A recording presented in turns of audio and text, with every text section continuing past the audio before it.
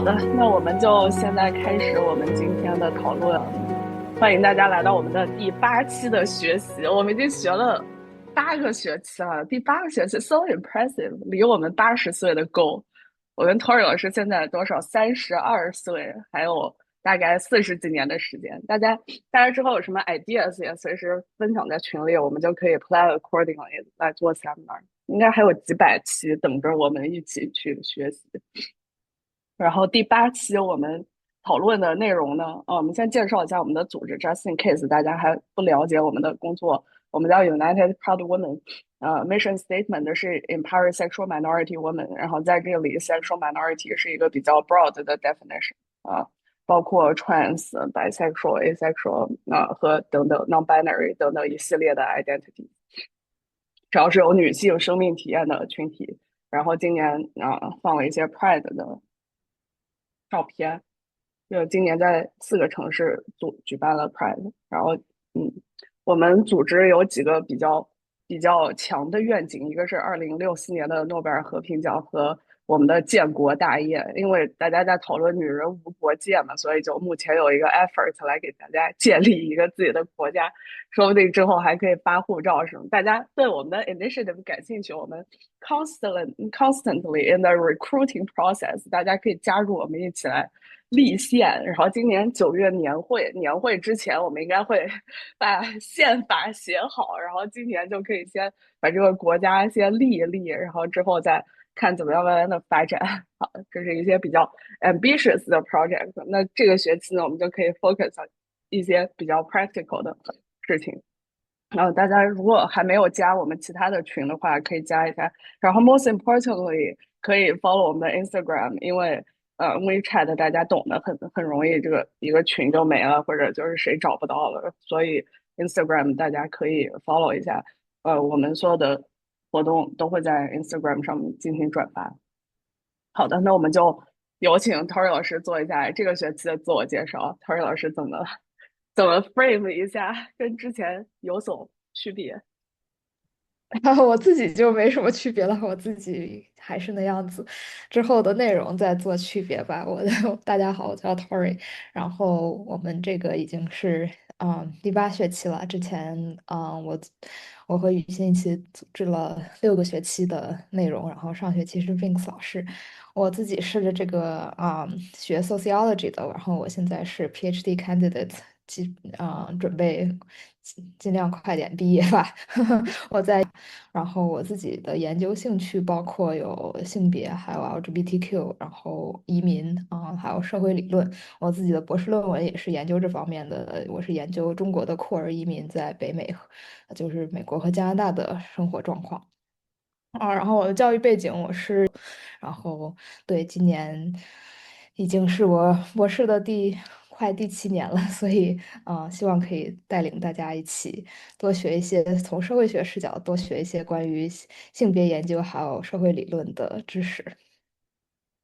谢谢 Tori 老师。玉珏老师最近也在深耕社会学。玉珏老师要不要开麦也简短的介绍一下？玉珏老师不愿意露脸。大家好，我现在因为人在大陆，因为暑假回国了，所以我这个网非常的不稳定，所以我尽量能用那个 chatboard，然后我就用那个打字的方式来跟大家交流，因为我担心一开麦呀，一开这个摄像头的话，我一会儿我就掉了。大家好，我是玉珏，好的，所以这学期的整体内容是，如果用中文说的话，就是关于边缘和可见性的主题。然后我们想主要讨论一下在社会中被排除或者压抑然后这些不被看见的这些少数群体，然后看他们是怎么被构建出来的，然后是怎么represent 自己的。然后之中的一些小的标题有，比如说污名化呀，然后残障、创伤再现，还有承认这些主题。然后希望可以引导大家从不同的角度和不同的学科的视角，然后来理解这个边缘的处境和我们的反抗的力量。然后比如说这一期的内容，污名，它是一个非常社会学的过程，然后它不仅仅是关于一个标签，更多的是一种权力的关系。待会儿我们也会着重强调这一点。然后比如说，我们将从这个 Link 和 Phelan 的理论来出发，然后来理解一下污名是怎么影响我们日常生活的，然后并且影响我们自己对自己的认知。然后之后残障呢，我们是选了 Davis 和 Poor 的讨论，然后希望可以让大家对于正常还有能力的有一些不同的理解，然后去思考一下身体和社会之间的关系，然后这个是怎么塑造这种 marginality 这种边缘性的体验的。然后创伤呢，算是这个一个比较也是引入这个在线的一个 topic。它更多的是讨论这种情感的经验的，比如说我们选的这篇文章是关于历史性和社会性的讨论，然后还有对酷儿创伤的一些讨论，然后来揭示说创伤是怎么是一个既是很私人的东西，它很难被描述，又是一个 deeply political 非常政治化的一个内容。然后在线呢，也是继续这个讨论，说我们怎么可以从底层能够发声，就是这篇文章也非常有名，然后来检视说这种我被边缘化的人的声音是怎么被说出、被 articulate，或者是甚至被误读，然后或者是被 silenced，都是有可能的。然后我们也会思考说性别和这种性取向，比如说 lesbian 群体。我们的这种 representation 和 visibility 背后到底是有什么样的机制？然后最后一章呢是关于承认，然后我们会从一个比较伦理和政治上的，还有哲学上的讨论，然后看我们怎么可以能够就是修复这种社会中的裂痕，然后提升我们怎么建立一个更加包容的社会，能够 recognize 所有的少数群体。对，然后我选的这些主题，他们也是比较 loosely connected，他们彼此关联吧，然后也是从不同学科尽量 incorporate 不同的学科，比如说社会学，然后甚至是 English 或者是哲学，然后去带我们一起思考，我们怎么够更好的看见他人，然后更好的理解边缘群体的社会体验。老师的介绍，我看这个 Spivak 教授最近拿了很多国际奖项。如果这一篇讲的比较具体的话，我们可以请他来在我们的谈话会以及后面的这个 guest lecture 来做 presentation，是不是，Tori 老师？是的，是的，我们要好好讨论。这样的话，可以发给他 link，直接请他。这个真的大佬，能把 Spivak 请过来，太开心，真的，我们又上升了。上升，确实需要上升。那我们就直接来讨论一下嗯，为什么选了这两篇。刚才已经简短的介绍，我们要不之后再介绍，放在之后介绍。先给大家做一个这个，因为这个 forum 还是为女性生命体验的朋友们创造，所以希望大家be aware of sharing 的时候，尽量把这个分享的空间留给这个有女性生命体验的朋友们。然后其他的没什么太多的需要 cover 的。好，那我们就请 Tori 老师来介绍一下为什么选了这两篇文章以及作者的详细的概述。好的，这个我就简短的 go through 一下。在社会学里面，关于 stigma 的讨论，首先是最早的可能是 Goffman 在60几年的时候就开始研究这个话题，然后这是比较早期的大家对于这个概念的一个引入。然后呢，但是之后 stigma 有各种各样不同的应用在不同的领域，但是在当代社会学，如果你做研究比较有名的话，一般都会想到 Link 和 Phelan 这两个作者，他们合写了很多文章。比如说我们今天读的这两篇，就是他们比较有代表性的一个作品。然后研究社会心理学啊，研究一些 mental sociology of mental health 啊，嗯。然后这种 symbolic interactionism 呀，可能都会 cite 他们的作品，所以 that's why 我把这两位作者的这个代表作拿出来给大家分享。然后这个也是稍微第一篇是2001年的吧，我记得第二个是2010几年的，然后也是这两篇之间也有他们的理论也得到了进一步的发展。然后是一个对 stigma 比较综述的可以给大家一个比较综述的理解，然后比较全面，所以我觉得比较适合我们作为 Seminar 第一期的引入。然后对这两个作者，他们都是这个这种稍微有点 medical field 的。然后比如说这个Bruce Link，他就一边是 sociologist，然后还也在这个 psychiatric institute 工作。然后他们的对 stigma 的很多的角度出发是从一个 mental health，比如说对于一些精神病患者的例子，然后我们在文章中也可能会见到很多。对，所以这是我的一个 overview。我看他在文章里面讲的这个精神病讲的真的很多，而且都是比较重度的这个精神病的这个分析。嗯，其实它的应用非常广泛，我们等一下可以具体的讨论在 community 里面有什么应用。那这个文章还是偏这个精神病的这个领域的分析。对，是的，因为感觉他们的很多数据应该也是从他们自己 work 的地方拿出来的，就是这些 public health 和 psychiatric institute 的，所以我们可以从精神病然后来继续 apply 到其他的各个领域。主要我们还是想要 apply 到，比如说女性的这个 empowerment 和这个 sexuality 的，对，才可以具体的讨论。我觉得是的。研究它的应用还是挺有趣的。那我们就直接来说一下这篇文章，也是第一篇文章的核心的思想和理论的contribution。好的，然后第一篇的话，我们先从 stigma 这个概念说起，因为我们经常谈到这个生活中是比较常见的一个词，如中文的话，也就是污名化，然后我们经常提起，但是到底什么是污名化呢？就是首先是。这边我们要不然先从下一页开始讨论起，就是说关于什么是之前对于 stigma 的讨论有什么样的不足，然后我们再来引入说我们应该怎么样嗯，去讨论 stigma，我觉得这样可能更 make sense 一点。对，那我们就先从 challenge 开始。首先第一个，从理论方面的话，那一个对于很常见的 challenge 就是污名化这个概念到底怎么被定义，以及污名化到底是什么。因为很多人都会用这个词，然后很多研究者在不同的场合，然后不同的学科里面都会提到这个词，比如说尤其是在心理学呀、社会学呀、公共健康啊等等等等。那每一个人应用的方式可能都不一样，所以这个造成了一些比较混乱的结果。所以这个 challenge 就是说，怎么样可以把这些不同的application、不同的应用的方式和概念整合起来，然后整合成一个更加清晰的 framework。然后呢，于是这也是他们文章的目的，就是说希望可以把这个 conversation move forward，然后总结出一些他们共有的特性，比较重要的一些 elements，待会儿我们会具体的讲到。然后第二个 challenge 呢，是一个关于概念性的 challenge。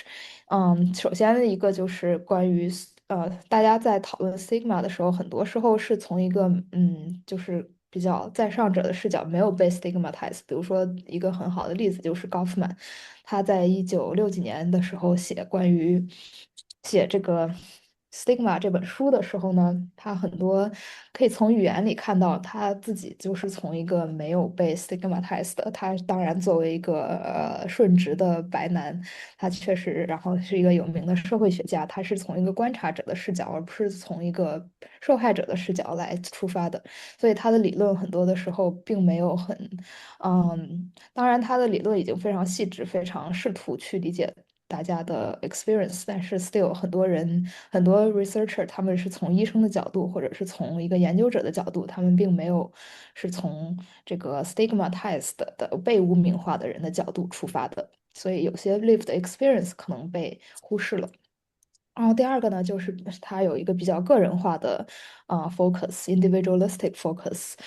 比如尤其是一些心理学的研究，它可能更多的是在强调，比如说，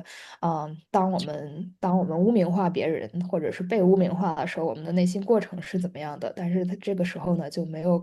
很好的讨论说这个社会结构性的问题和更加宏观的社会问题。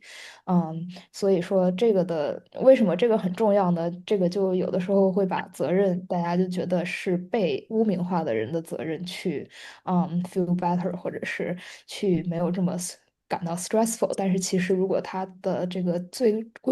根本的原因是结构性的问题的话，那我们需要一些 structural change，而不是改变个人，改变每一个人，就是把标签贴给他人的人，或者是被贴标签的人等等等等。所以说这个是 at stake is where responsibilities lie。然后这是一些之前的他对之前的文献的一些总结。真的就 Tori 老师说的这个观察太敏锐了，大家的 individual level 经常会有人被 stigmatize，比如说我们感觉到的歧视，很多人就说你想多了，就是你应该把重点放在别的上面，不用 focus 在这些事情。就这还是挺多的，大家有没有好的例子？我感觉很容易就被嗯 overlook，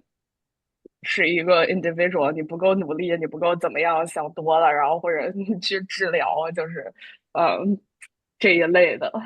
discourse。Tori 老师还有没有什么好的例子？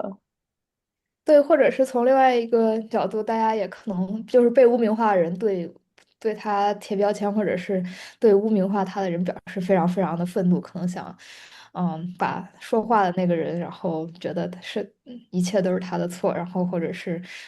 开始疯狂的陷入很激烈的争吵，但是其实很多时候它是一个结构性的问题，很多人都会，它是一个群体性的问题，它并不是一个人没有好好接受教育，一个人很无知，或者一个人他的思想就是非常的落后，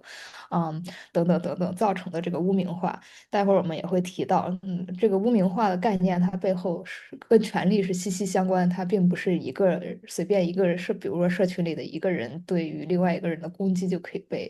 嗯，就可以被 capture 的一个东西。这个刘姐，我说没有把你名字念对的话，他说地域歧视，我觉得这些讨论都很好。就地域歧视是一个比较很明显，就 in your face 了。就比如说Tori 老师是河南人，河南还有什么 stigma？双男人偷井盖儿，这个 chat 里说的对，就是太流行的这个甚至都已经可以被成为段子了，都已经这个 stigma 实在是太久了，就或者是嗯，对东北人粗俗野蛮，这也是一个 stigma，感觉每一个地方都会被有一些相对的 stigma，什么上海人排外，blah blah 的。就是你仔细想想的 groundless，对吧？就是你就是作为一个人，你就好好的，哎，你就被生在一个地方，然后就突然就有那么多的 social power 叫歧视，这简直 ridiculous 这种事情，但是它又 so real。真的，你自己自我介绍的时候，你随便说一个你的身份标签，比如说是河南人，或者说是什么女博士，或者大家已经，你不用说别的，大家已经开始想到一系列的对你的刻板印象和标签了。他甚至可能还没有了解到你这个人是什么样子，就被这些 stigma 给占据了。我看这个 Orca 会说被污名造成 identity threat 容易 self conceptualize damage。等一下可以具体的讨论，就比如说，就像 Tori 老师刚刚说的，那我如果是一个河，那我在自我介绍的时候，我就得 conscious，我就得说，哎，就是不能，是不是不能提自己是河南？我小的时候，有的时候就会被家长告知说你就是你说你是这么。就是 how is that even a possibility？但是他又就是 so real，Tori 老师要具体讲讲了。真的，因为它或者导致了你，它最后的结果是导致了你的地位的降低，社会地位的降低和你的生存的这个处境有损伤。比如说，你就因为你的一些特质不，或者你因为你的一些族群不能进好的学校，它一定是要有这个 consequence，它才可以是 stigmatization。待会儿我们也会conceptualizing stigma 的时候会讲到这点，所以stigma 强调的更多是一种 relationship。attribute 和你的这后面的一系列的后果，还有你这个群体，然后 stereotype 呢可能更个人化一点，然后更心理学的一个角度，然后也包括刚才会补充的说它可以是重叠的，然后对等等等等，有很多不一样的应用方式。好的，那我们就直接进入主题，先来 conceptualize 一下 stigma，这也是两篇文章的非常重要的一个概念。是的，对。然后基于上面的一些对于 stigma 的 challenge 和 confusion 呢，这个作者就在这篇文章里面提出说，我们是怎么 define stigma，我们要重新 define 它，clarify 一下。所以呢，他这里 identify 了5个不同的元素，然后当这5个不同的元素同时发生的时候，我们才可以，嗯，我们基本上才可以说这是一个 stigmatization。不然的话，它可能是可以被是 stereotype 呀，或者是 discrimination 啊，等等等等，有很多类似的概念。那这5个元素是什么呢？嗯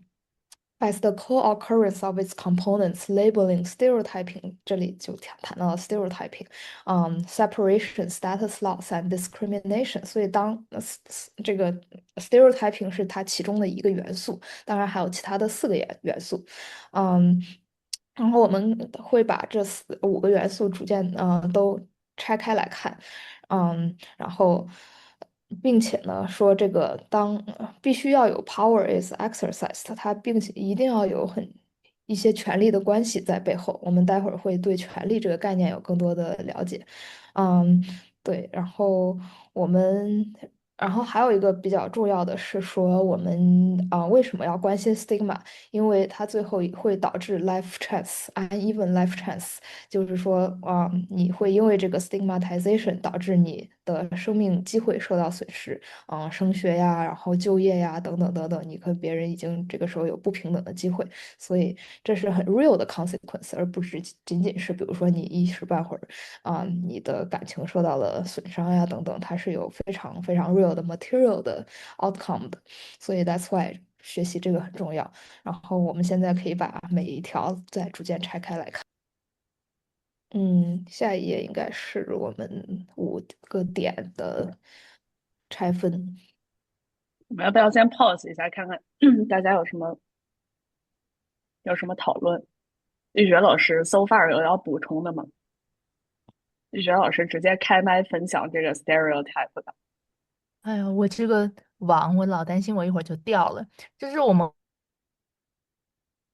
刚刚提到的这个 stereotype，就是stereotype 它可能会有积极的方向，也会有这个消极的方向。但是当它形成一种刻板印象的话，它就会导致比如说你一个类别的人，然后呢，他们被认为哦，你必须要有这样的刻板印象。如果你一旦表现的不符合这种stereotype，或者说是这种 stereotype 变成了你这一个身份类别的一个normalization，它被一个普遍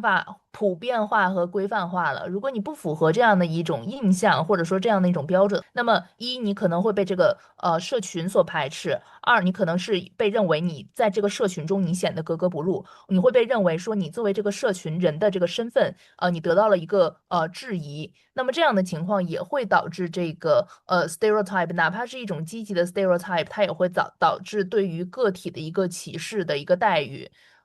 比如说，我在那个评论里面就举了一个，就是之前奥斯卡颁奖礼上的对于亚裔的这样一个歧视的争议。一个铁 T 那你这样的话，在这样一种文化氛围中，你是一个被排斥的，因为你的这个形象不符合你的类别，你被认为的这个身份类别所应该持有的一个理想的形象。那么在这样的情况下，也会造成一个讲的太好了，玉雪老师，我们可以用玉雪老师这个案例来分析一下这个 positive stereotyping 跟 stigma，它满足了 stigma 里面的哪几项，然后我们需要分析哪几项。我觉得这是一个很不错的案例，来看 stereotype 跟 stigma 有什么样的 conceptualizing 的区别。就比如说用拉拉香香软软女孩子的例子，就是首先 components labeling 就是有了，就是你不够香不够软，就是 component 对吧？然后 stereotyping 也有了，就是因为 stereotype 的 lesbian 它就是香软的，然后 separation 就是那我们是香软的，你不是，就形成了 separation。status loss 我们再往下看 discrimination 的确实，那就是不够香不够软，它就是 discrimination。那 status loss，有什么样具体的在拉圈的 status 受到了这个 loss，算一种 loss 吗？陶尔老师？也算是吧，至少是在一个小的群体内有一些 status loss，比如说你不够香软，可能找不到女朋友，或者你就发现大家都不喜欢你，这也算是一种 status loss 吧。如果有足够的这个流通性的话，这个香软的这个 currency cultural currency。这个在女同群体里面，如果已经被 well circulated，它就变成一个 stigma。但比如说在gay 的群体里面，可能大家并不是很 care，它就不能形成 stigma，因为它没有 status loss，对吧？就所以这就是一个很不错的分析。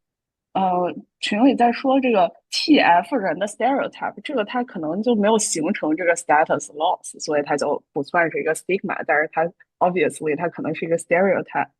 对，哎，我觉得这个分析的框架很不错，就可以帮助大家来 distinguish 什么是 stereotype，然后它上升到 stigma 还需要哪一些元素。是的，他如果说每个公司都用 TF 人严格意义上的作为这个你的 recruitment 的条件，然后或者是你上学的时候，你就必须要每个人都测，然后把这两个人分成两个不同的群体，一个 T 人只能上这个班，F 人只能上那个班，然后并且两种人的这个考试的考的分数需要不一样，你才能上同一个学校的话，那这个就是非常大的 stigma，因为它真正影响到你的 life chance。但是你如果只是大家说着玩儿一下，或者是并没有说 T 人一定比 F 人特别好，或者在至少有些场景觉得 F 人可能更好，或者这些的话，它可能并不能很严格意义上的算一种 stigma。哦，coming back 就铁 T 的这个二元的区分。好的，我们就先往下讨论一下，因为今天内容太 dense 了，我们可以再往下慢慢的具体的一个 bullet point 一个 bullet point 的讨论。那霍尔老师先介绍一下这个 new conceptualization 是怎么定义的。好的，New conceptualization 就像刚才我们提到的一样，说是有五个 elements，其中的第一个 elements 呢就是people distinguishes and label differences，那就是说就是首先我们每个人都是很不一样，它有各种各样的不一样，但是有些 difference 它会被挑出来，有些它并不会，大家并不会被 notice。那比如说每个人，比如说手的大小都是不一样的，然后头的大小也是不一样的，然后头发的颜色、眼睛的颜色等等都是不一样的。但是呢，比如或者血型是不一样的，但是比如说像血型这个东西呢很少有可能有人会对于这个进行一些族群的区分，甚至很多人都不知道说我们的血型不一样，一般大家也不会问起。所以呢，并不是每一个 difference 都会被挑出来的。但是像种族这些，就是非常明显，然后大家可能就会一眼看过去，就会去 label 这些 difference，有些人是黑人，有些人是白人。这是第一个区别，就是说这些 difference 它必须是 matter，它必须是被 label 和 distinguished 的。然后呢，第二个就是说，必须这些 这有一个 link，这个 link 呢就是 undesirable characteristics to negative stereotypes，就是它必须是 undesirable 并且是 negative 的。那比如说，很多时候就还拿血型这个例子，可能大家并不觉得说不同的血型之间有什么高低贵贱区分，然后比如说 O 型的人他不一定比如说 B 型的人好。但是呢，种族的时候，比如说种族这个例子那就不一样，很多人可能认为黑人是被 label 成为比较危险的，或者是比较懒惰的，等等等等，尤其是在美国这个非常种族化的社会。所以说，这个 label a person to undesirable characteristics and negative stereotypes，它是有一个对他不好的印象。然后呢，这个会导致说我们 versus 他们，比如说我们是亚洲人，然后他们是黑人，就有一个 us versus them 的区分，可以 based on 这个 characteristic 和 negative stereotype。嗯，但是比如说其他的一些不是很 matter 的 difference，比如说一般大家并不会说我们黑头发的人 versus 其他棕色头发的人有这样的 us versus them，这个很少见。所以必须要有这个 real separation。然后呢，第四点呢，就是说，labeled persons experience status loss and discrimination that lead to unequal outcomes。这个也是我们刚才强调比较关键的一点，说它必须有 unequal outcomes。那比如说这个种族的问题，那肯定是，黑人在很多层面都受到歧视，比如说在升学啊，然后大家可能在面试的过程中，可能认为你比较 dumb 呀，或者是你不是很 capable。versus 是一个金发白男，大家可能认为他是一个很 positive 的形象，所以这就导致他可能即使他 equally capable，他并不能被一些工作录取，所以这个就是非常 real 的 unequal 的 outcome，也是他的社会地位降低 status loss。他在一个他在一个他在一个 group 里面受到了这个地位的降低，或者是 in general 他的 social status。然后最后一个呢，就是，它是 contingent on access to power that allows identification of differentness, the construction of stereotypes, and the separation of labeled persons into distinct categories, and the full execution of disapproval, rejection, exclusion, and discrimination。所以这里强调的是这个 access to power，就是说你把别人污名化的这群人，他必须要有这个 power。去进行这种 differentiation，并不是说每一个人都可以的。比如说，举的这个文章中举的一个例子，它好像是一个精神病院的 setting，然后精神病患者他可能是本来是比较受到污名化的这群人 versus 他的管理人员，然后这群精神病患者他可能在每次吃药的时候会，对给他发药的那个人表示一些不满，然后把他叫 pill pusher，然后觉得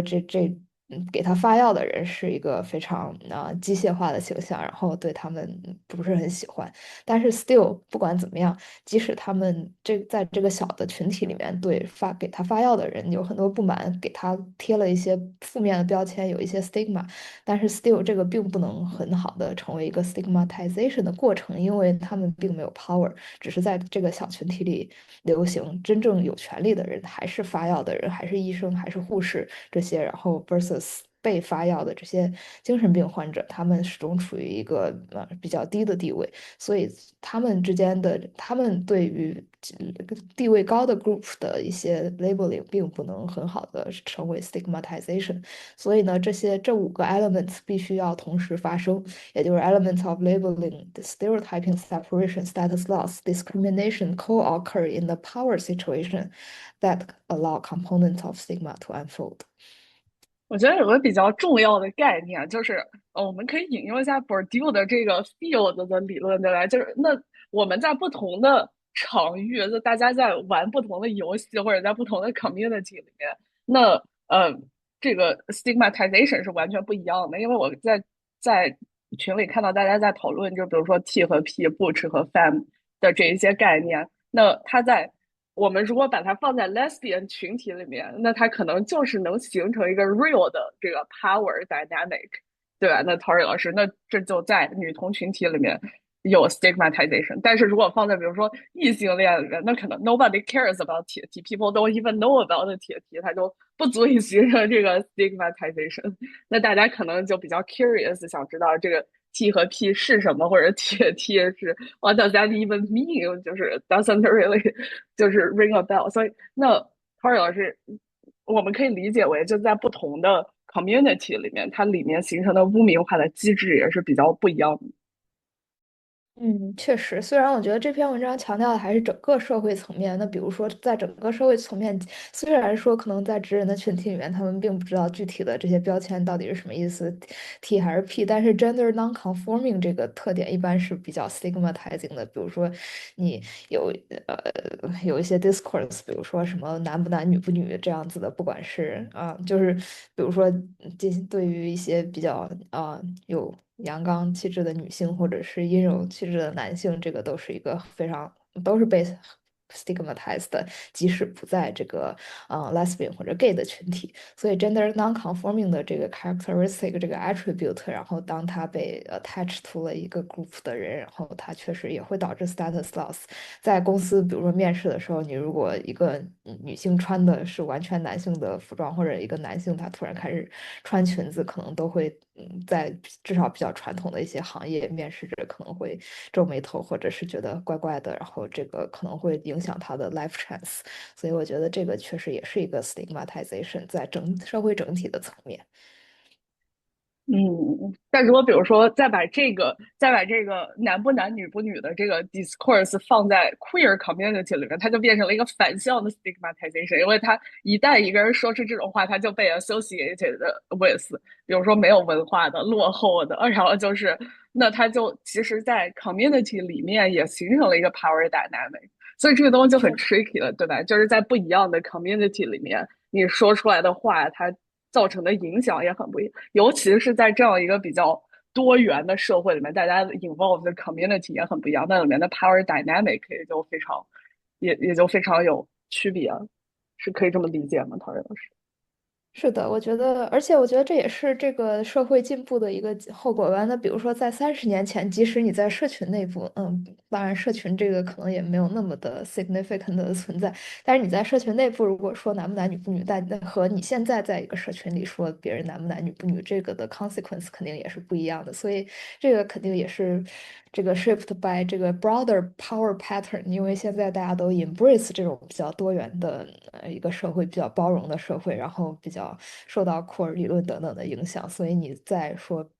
这样说就非常的显得你自己是很落后。但是 versus 30年前，可能这个是一个 norm，然后那你即使在库尔的社群里说，也没有什么后果，你还是在 stigmatize 别人。所以我觉得这个确实是一个看 power 到底在哪里，然后你如果有这个 power，你可以 exercise 这个 power，你就可以成为一种 stigmatization。这就解释了我们为什么要把这些东西全都纳入知识体系的范围，这样我们就可以逆练 stigmatization，对吧？我们就可以通过我们的文化资本来反向 discriminate 那些不懂我们的 domain knowledge 的人，是可以这么理解的，陶儿老师。我不知道这个是不是一个非常好的案例。确实，对，逆恋，我们最终学的很多比较像 negative 的东西，stigmatization，感觉最终的目的都是可以逆恋。我们明白了它的机制之后，然后看什么是比较 key 的，比如说这个里面 power 是一个 key，那我们就可以通过 grab 这个 key，然后来进行我能够达到我的目的，并且来 counter。这个就很有趣了。那我们就可以通过 Bourdieu 的这个理论，看我们怎么积攒 capital，直到一个阀值之后，然后我们就可以去反向的 stigmatize 歧视我们的人，是可以这么理解吗？这是一个很好的 path moving forward 的。说虽然感觉作者并不是很赞成，大家都比着看谁能够更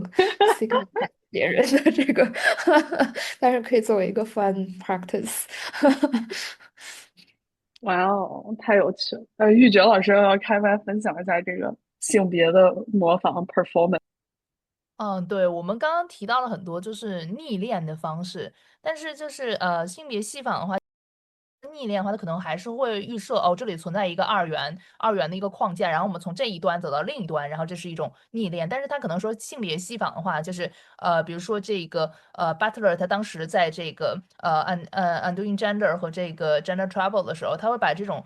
性别视作是一种性别的这种展演和性别的操演。包括这个在女童中的这个 Butch 对于这个传统的一个女性身份的一个女性气质的一个冲破，然后包括这个transgender 跨性别者对于他们这个出生时被指派的性别身份，以及伴随着这种身份而来的这种性别气质的一个规范的一个突破，他都把这个会视为一种是展演，或者说是一种performativity。那他这种的这种的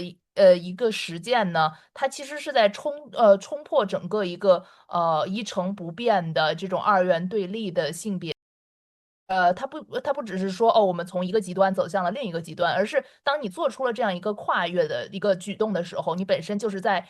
让这个整个的框架，因为这个框架它本身是要求是一个不稳定，是一个稳定的，然后有等级制度的这样一个框架得到了一个冲击，然后它不再那个固若金汤。那么这样的一个戏仿，它本身就是对于一个既有的一个性别范式的一个冲击。我觉得这就可以又是一个很好的应用的例子。我们就来讨论一下这个 gender 性别的表演。那它很容易就被 stigmatized，对吧？比如说我今天出门，哎，我 drag 一下，那我去一个就是比较直的华尔街，然后我就打扮的 drag queen，那它就 immediately 的就变成了我的 power loss，我可能就被人揍了，然后我揍了之后，我第二天没办法 function，没办法工作，然后我就失去了我的工作，然后走向了一个 viral down 的人生，对吧？就是所以说，就大家在 Butler 在就是鼓励大家做这个表演的时候，这个其实 social power 是很 real 的。那我们怎么来 deal with？好的，我们想要做一部分 resistance，但是我们又在 risk being stigmatized，那它是不是就无解呢？还是我们怎么理解这件事情？陶瑞老师，所以是不是说我们在个人层面能做的还是比较有限？所以还是得从 capital 的角度来说，cultural capital、social capital、economy capital，我们就得抓住我们的资本，然后以这样的集体的力量来抗衡，而不能指望就是自己一个 gender 的 reversion 可能可以造成什么比较具体的社会改变。陶瑞老师，Yeah, well，我记得当时 Purdue 在讲到 Butler 的时候，他好像对 Butler 的一个小小的批评，就是觉得 Butler 太理想主义化，就是说个人层面的根本改变不了什么。你就像雨欣举的例子，你突然开始 drag 的话，那你可能自己就成为这个牺牲的烈士了。然后虽然可能会造成一些 social change，但是可能也这个范围比较有限。所以说，这个作者这个文章的作者也是说，一定要有一些 structural level，它一定要是这个 solution 必须是 multi-level、multifaceted 的，并且是很多多管齐下，然后不能只是一个一个被污名化的人做出的一些特别 radical 的反抗，这个可能不是一条很好的路，或者是污名。就是针对个人的行为，一般都会 doom to fail，或者它的影响力很有限。嗯嗯，所以我们还是要 be empathetical，就是如果我们希望 social change，然后希望大家都去做一些事情的时候，我们也可以意识到大家都是要 risk 这个 being stigmatized，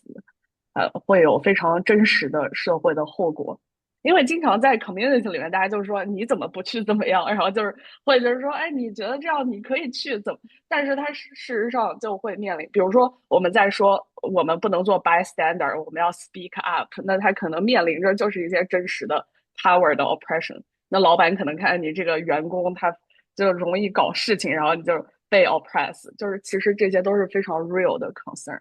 也是学习 stigmatization 就可以具体到的这个分析的框架。是的，对，就是强调说，真的是有 unequal life outcome 这一点，就是还是挺重要的，bear in mind。不是，它不仅仅是说说的，而是对一个人的，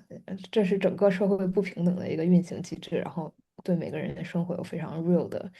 影响，所以一定要就是需要重视它，就是不是说 stigma 只是随便污名化你一下，然后第二天没了，然后你就继续可以没有 stress 的好好继续你的生活的一个问题，它是一个非常结构性、非常根深蒂固的。对，而且经常有 accusation，就是说，哎，你是在上层结构的女同性恋，你应该做点什么来帮助 community，你为什么还经常帮直男说话之类的？然后大家没有意识到，可能就是他作为一个这样的被 stigmatized 的人，如果他再去做一些事情，就更加被 stigmatized，然后就会面临着 power loss。那对于这个 individual 来说，他可能就并不是一个非常 desirable 的 outcome。哎，影响深远。OK，我们来讲一下这个 power 吧。刚才已经聊了很多 power，可以再具体的提一些问对。题。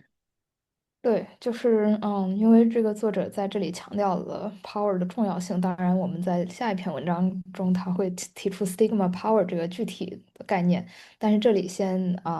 给大家一个 preview，就是我们在讨论 stigmatization 的时候，这5个问题，这4个问题其实也是刚才对应了它的 new conceptualization 每一条的一个问题。比如说第一条就是说他们有没有。就是给别人污名化这些人有没有真正的 power去把这些这些不同之处挑出来，并且 label，然后并且给大家分类。他有没有真正的 power？比如说他如果作为一个这个 employer，然后去面试别人，那他可能就有这个真正的 power，或者是作为一个学校的招生官，他就有这个真正的 power，他是处于一个权力上位者。而不是一个权力下位者。权力下位者他可能自己在心里想一想，这两群人是不一样的，但是他并没有真正的 power 去 ensure 这个 human difference 可以被 broadly identified in the culture，就是他一定要有就是大家都认同他的这个分类，然后在这个流行文化中有一定的 currency，不然的话，如果你只是个人在一个小的群体里，他可能并没有什么用处。然后呢，他也是说，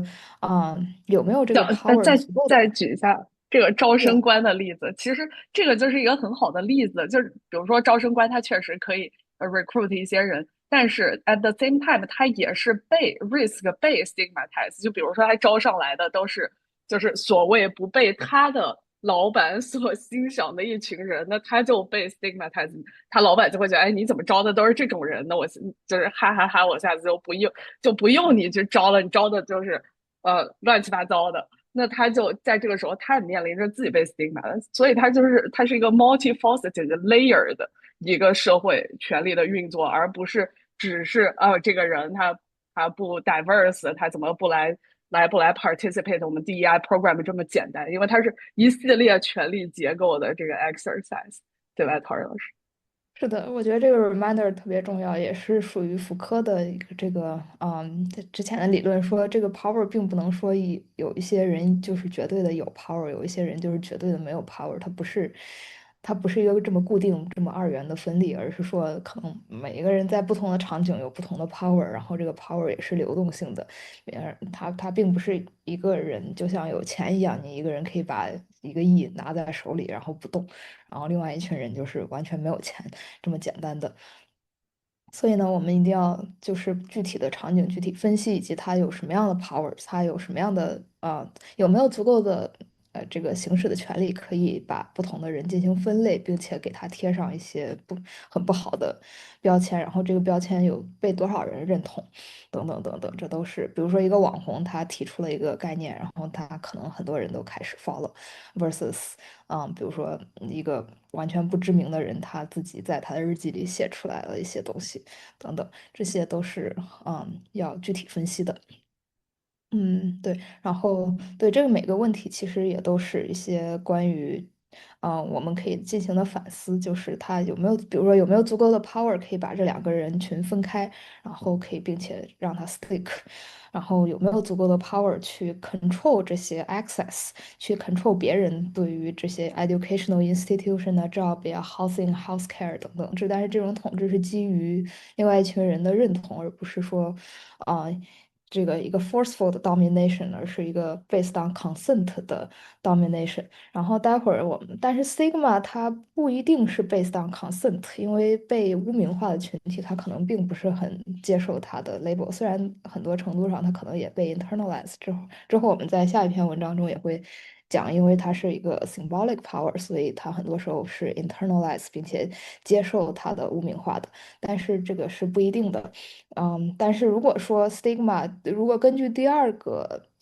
一条和第二条的这个问题说，因为一般如果它可以被称为 stigma，它都是有足够的 power 去 gain 足够的 cultural currency，在流行文化中被大家认可的话，那这个情况下这个条件还是跟 cultural hegemony 有很多的 overlap 的，因为它是基于的一种这个强调的是一种大众认可的条件。所以说我觉得，这个问题挺好的，它可以说是，也可以说不是，它的这两个 scope 可能也不一样。cultural hegemony，我觉得它可以概括很多，stigma 可能这两个 是其 school 有的。对话吗？就这两个 school 的人会互相引用彼此，还是这两个比较 separate 的 我觉得不 theory？太会，呀，更在我的印象里，cultural hegemony 感觉更多的是文化研究，然后还有更 abstract 一点，或者是有点更 Marxist 的 stigma 这块儿是非常 healthcare related 的，非常被更多应用，比如说 mental health 啊，然后这个少数族裔啊等等。所以我觉得，不管是研究它的学者，还是被应用的方向，它都没有太多的 overlap。虽然从概念上来讲，它们确实有一些相通之处。Nice。嗯，那我们就Crystal 还有一个问题，就是如果是无意识的 bias 算作一种。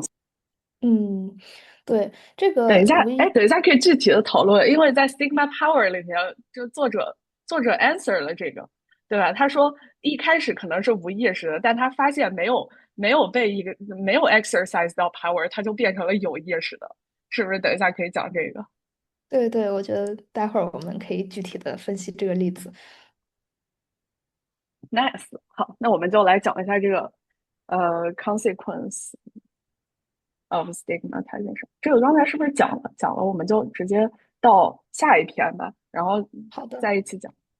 好的，那我们就第一篇 conceptualize 完了 stigma 之后，我们就可以研究它具体的以哪些方式来产生什么样的 power，它的这个 mechanism 是什么？Tori 老师要不要先讲一下第二篇文章的总体的脉络？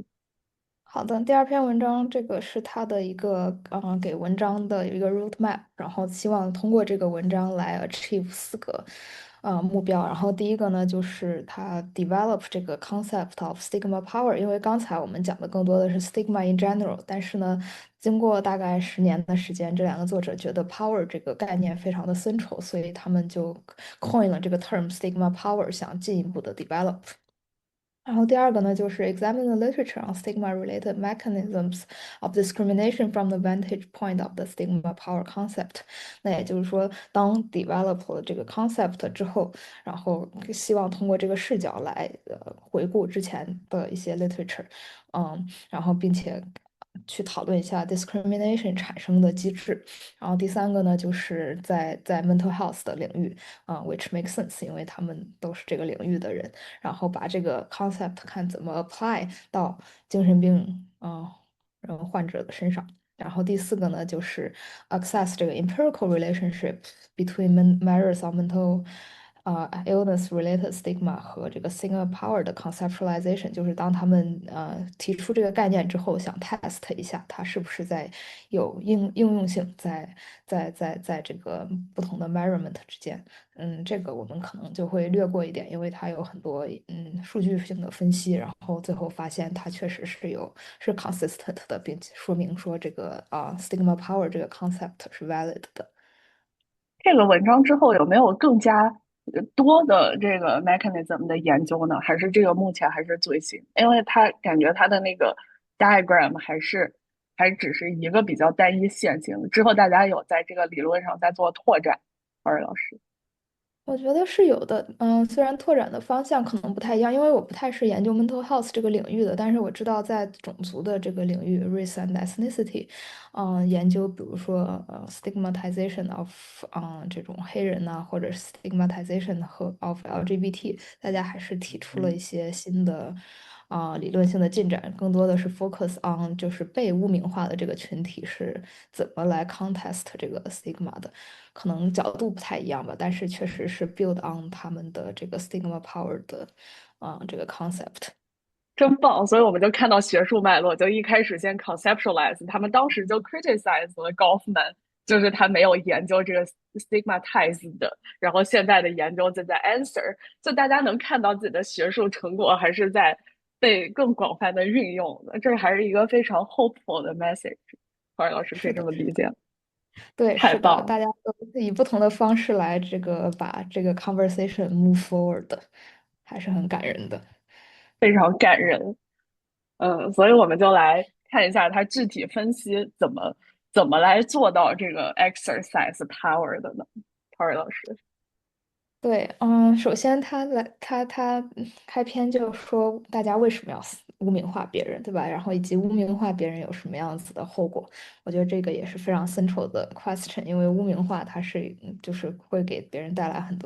多的伤害，所以这么做的目的到底是什么？所以这个 他说的有3种 motivation，这个其实也对他的 framework 挺 central 的，因为他后来又 test 了这3种不同的 motivation 的实际的应用在精神病人患者的身上。然后首先呢，就是 keeping people down，就是这个有一个 domination 的关系，他希望 dominate 另外一个 group，把另外一个 group 放在一个 subordinate 的 position，然后他们是 lower in status，这样的话你就可以有更高的 status，你就可以是一个更superior 的 group。那这个非常的常见，比如说白人和黑人之间的关系，或者是异性恋、同性恋等等，这都是 keeping the other group down，然后实现了一种 domination。然后第二个呢，就是 keeping people in，这个 in 指的是社会的这种准则和 norm，就是 keeping norm violators in，你保证你要 reinforce 这个 norm，不让人 break。那比如说插队的人，你不行，比如说排队是一个 norm，那你不想让很多人就 break 这个 norm，那你可能就会 punish 那些乱插队的人，或者是 punish 一些不遵守很多既定的潜规则的人。然后这个会把他们来贴上污名化的标签，这样的话，他们就不会继续把这个社会秩序打乱，这个也是非常重要的一点。然后最后呢一点就是 keeping people away，这个更多的是指在比如说一些病人的情况下，比如说他举了一些精神病人或者是传染病的例子。那你说传染病人一般大家虽然可能自己并不会立刻被传染，比如说艾滋病，它可能并不会通过一般的方式传染，但是还是很多人对这个 label 有非常多的 stigma，因为他想把他们 keep them away。然后让他们不要靠近自己，然后有一种很强烈的 distaste，所以 down in away 这都是3种嗯 people exercise 这个 stigma power 的 motivation 和后果。这虽然看起来挺 intuitive 的，但是其实它这里面还是挺复杂。就比如说谢广坤举的这个例子，插队的人就是非常的该死，非常讨厌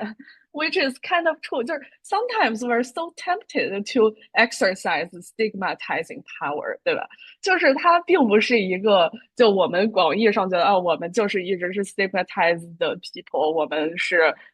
这个 sexual minority 等等。它甚至有一些时候，我们就非常想要去行使我们 as stigmatizer 的权利。所以它在不同的领域，然后在不同的这个 scenery 里面，大家就是处理的方式，很多时候在无意识或者有意识的行使 stigmatization。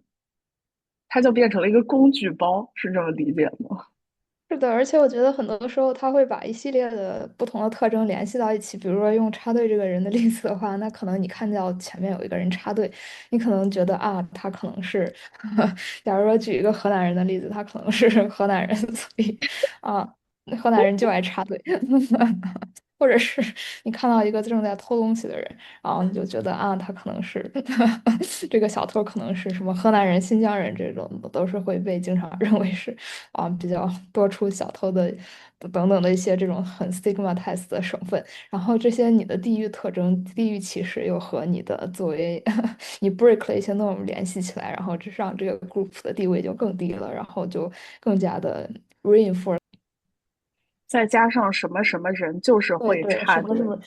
对，河南人就会插队，然后什么就是这样就直接影响了这整个 group 的 status，然后就觉得你下次看到一个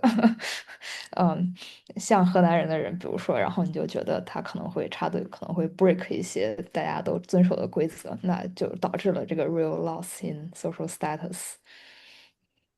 哎，我觉得这真的很 compounded，很 complicated。那就比如说，在中国的种族问题之前有 segregate 了，那在这个就直接被变成了但大家就想 keep them in，即使在当时可能奴隶运动之后已经被解放了，然后这也是所以，哎，这真的好难。就是，在什么情况下，我们应该朝什么样的方向发展来行使 stigmatizing，或者不行使 stigmatizing power，可能它就变成了一个大家一起可以去 negotiate 的问题，就不仅仅是哦，let's not all be let's not at all be stigmatizer，对吧？因为他有些时候行使权力的这个 temptation 太多了，就是想通过就是 stigmatizing 让大家不要插队，就是就很容易就 fall into the pitfall of 行使 stigmatization，是可以这么理解吗？是的，你用的这个 temptation 也非常有宗教意味，对，但是确实是感觉是一个 human nature to，就是维持这种社会秩序，然后 by labeling 那些违而且反的人。经常有人，对，经常有人就骂人说什么你神经病，那他就很明显的他就在 exercise 这个 stigmatizing power against mentally 就是 struggling 的一些人，对吧？那他，但是大家又 so used to 很多的这样的方式去怎么说呢？negotiate 就让自己 I don't know feel better。Tori 老师怎么解释这一些社会现象？哈哈，Yeah，但是我觉得，比如说你只是骂一下啊，这个人真是神经病，然后你很不开心，然后但是后来也没有什么事情发生。这个被骂成神经病的人，他好像并不没有因为这个你给他 label 这个真正影响他的生活的 life 对呀，choice。但是你骂了神经病，大家就会觉得哦是，那我们就直接来分析下一章。那你骂了之后，你的这个 associated with discrimination，它就变成了一个 social discourse，那下面就有一系列的问题，对吧？Anyway，我们可以等一下再 go back to this discussion。我们先来讨论一下 Bourdieu 的这个 implication。好的，对，就是 Sigma Power，它其实是 build on Bourdieu 的一些 theory，然后 develop 的这个。因为其实 Stigma the power to stigmatize Stigma Power 其实是一种 symbolic power。symbolic power 我们其实在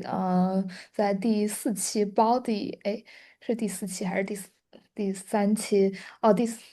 四期，哎，anyway，第四期，嗯。第四期第四期，对，，body。在 Body 的第一节，对，讲了这个 Bourdieu 的关于 masculine domination 那本书里面也提到了这个 symbolic power。那什么是 symbolic power 呢？就是说它有，嗯，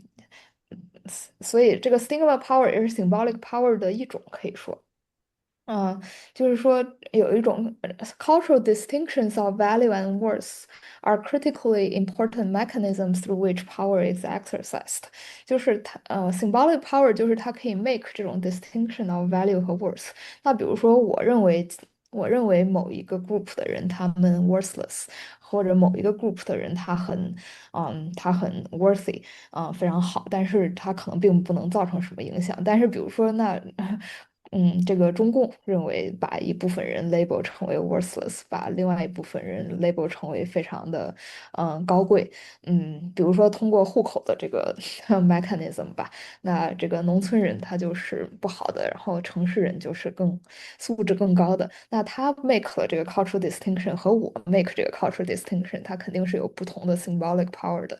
所以说，一般说政府机构啊，还有一些比较在掌权的人，他是有这个 power 去 exercise 这个 distinction 的。然后你如果有足够可以 make 这个 distinction 呢，就可以说是有这种 symbolic power 象征性的意义。而且它或者说，比较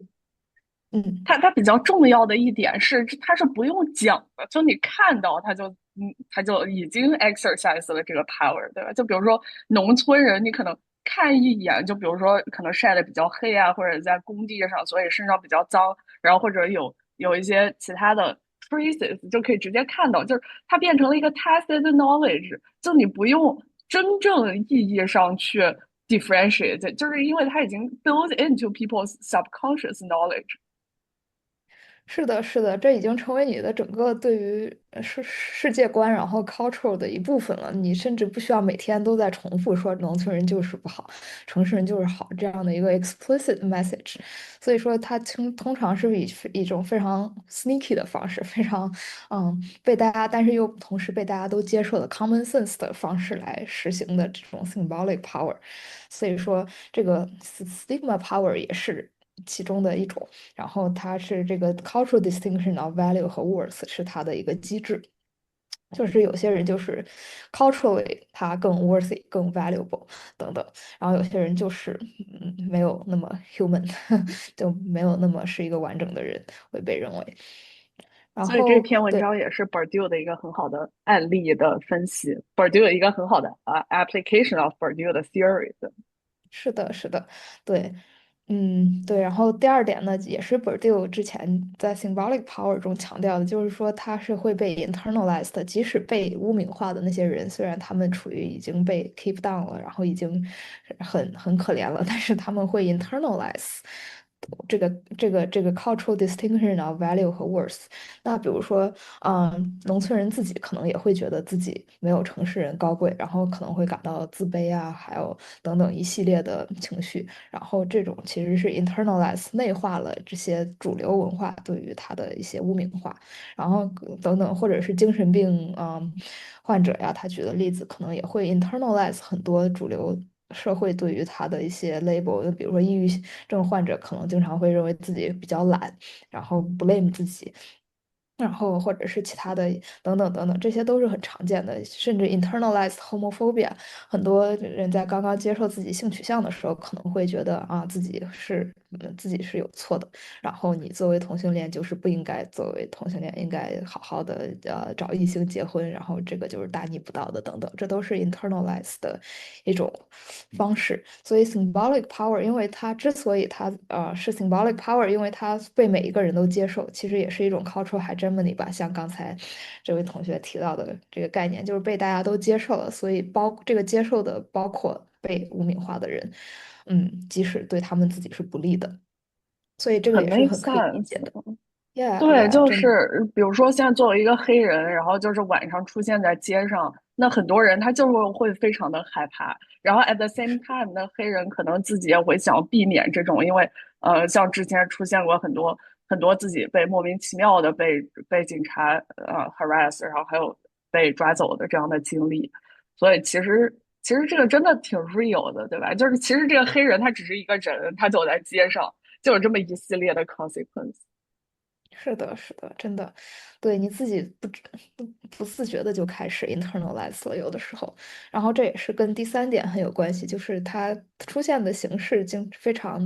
常被 misrecognized，因为它 deeply embedded in culture，你有的时候根本发觉不出来，就是即使别人对你进行了污名化，你可能还很开心，也不是很开心吧，或者是很理所应当的接受了，就觉得他说的是真的。然后所以这个时候其实你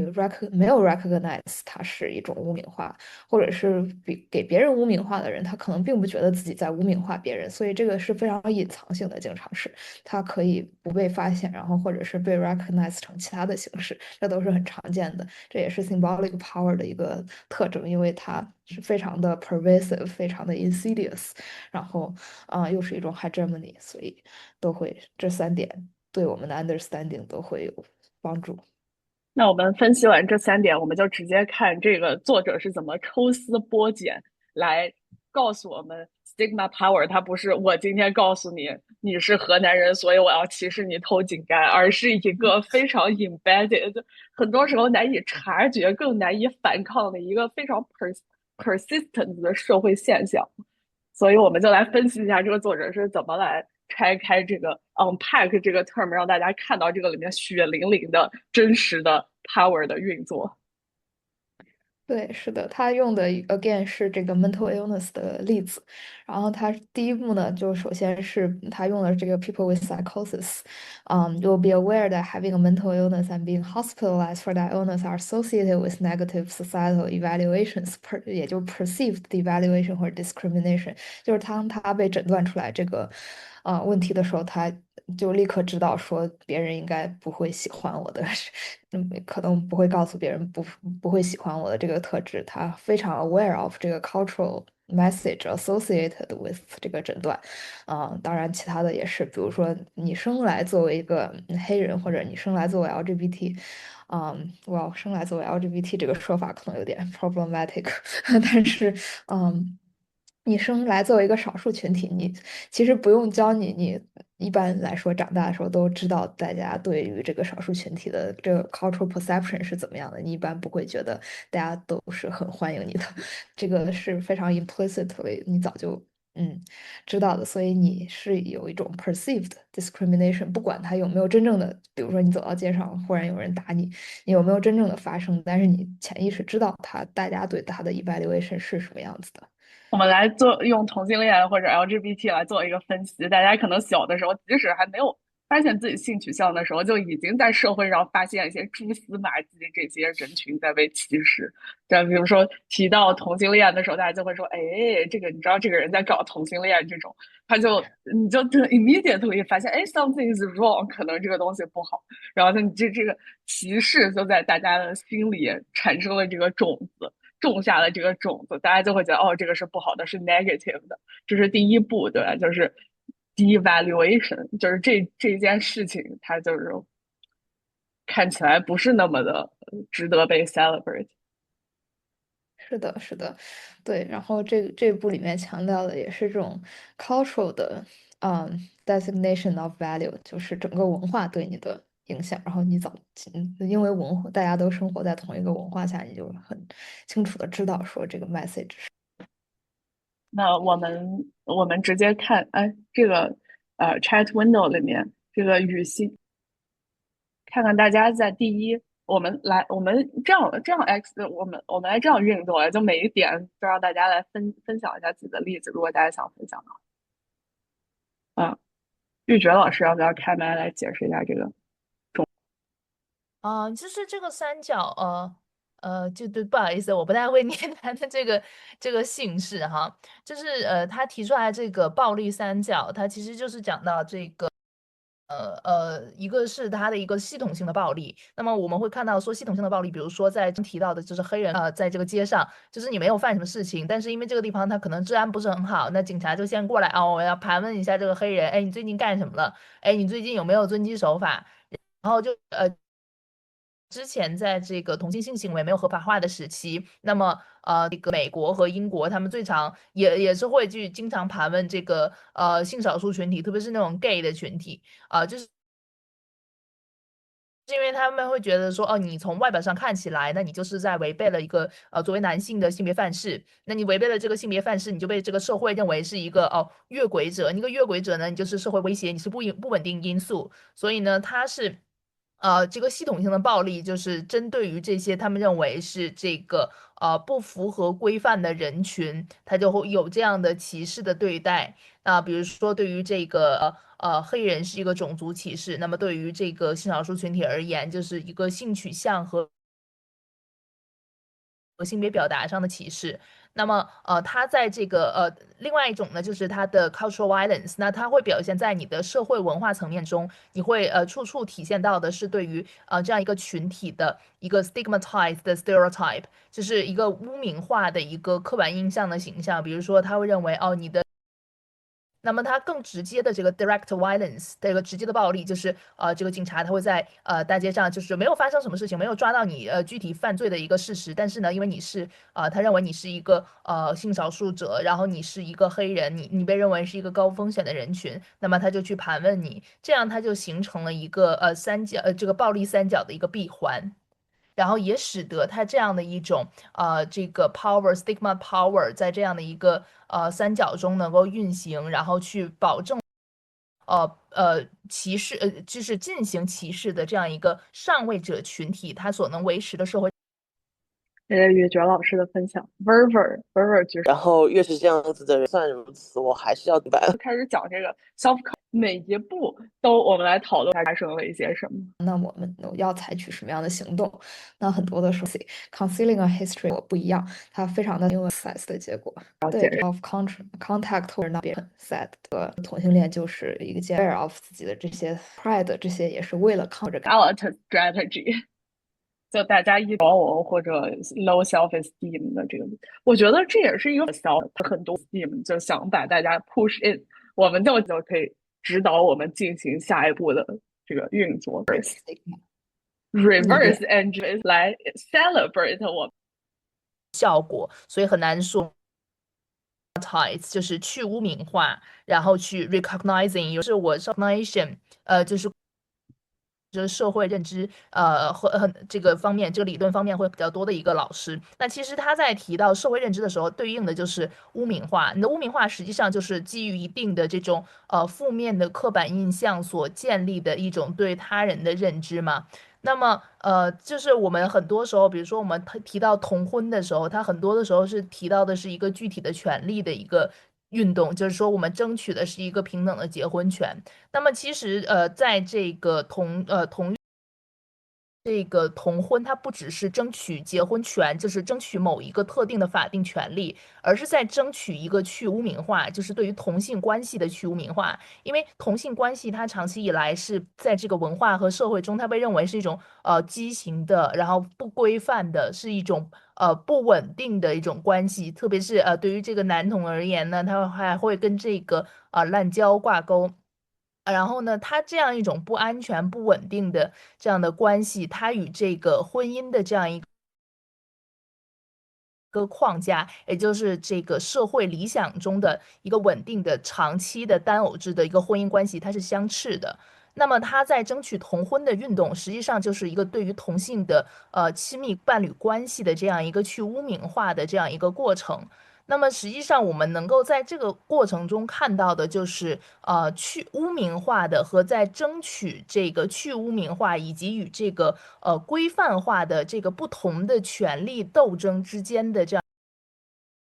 就是我们能够看到的，就是 stigma，它不光只是对于个体而言的一个体验，而是对于你的群体一个身份，你被认为是某一个身份的群体的这样一个作用。所以我就是稍微补充一下这个案例。我觉得这个太棒了，这个 segue 直接就到下一步，就是 OK，我们分析了它机制怎么运作，然后呢，我们就是要意识到它是一个群体的问题，那我们就再加深一下这样的理解。这个文章里面也做了一个具体的解释，就是呃，它的 power 具体还有什么样的运作的方式。Corey 老师要不要讲一下这个 slide？好的，对这个 slide 的第一个就是说claims that the stigmatized are pushed towards enacting the aims of the stigmatizer，就是刚才我们通过这个分析，这好几步的步骤来分析，也看到了，就是说被污名化的群体，它其实通过这些步骤，通过这些 pathway，它已经达到了真的被污名化了，因为他们被 kept in，被 kept down，然后被这个 kept away。然后所以这也 which is the motivation of the stigmatizer，就是我们一开始讲的那三个 motivation，就是别人为什么有些群体为什么要污名化其他的群体，他确实通过这，然后他们就是被污名化的人，他想避免 being associated with existing and generally negative societal conceptions，然后他们也经常会被暴露在这个 daily indignities that remind them of their different and less desirable standing in the social order。这个确实是在生活的各个方面都会有这些 reminder，尤其是作为一些比较明显的特征，比如说种族啊，比如说LGBT 啊，在很多场合你都会很aware，然后被 remind，然后然后很多时候你也会不想 associate 被这样的 association 影响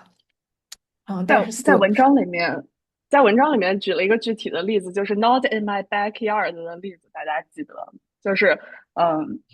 这也是这一段在讲的，就是大家在行使，在